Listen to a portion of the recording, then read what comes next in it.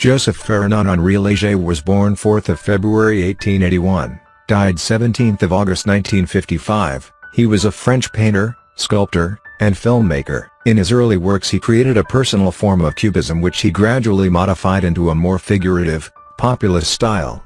His boldly simplified treatment of modern subject matter has caused him to be regarded as a forerunner of pop art.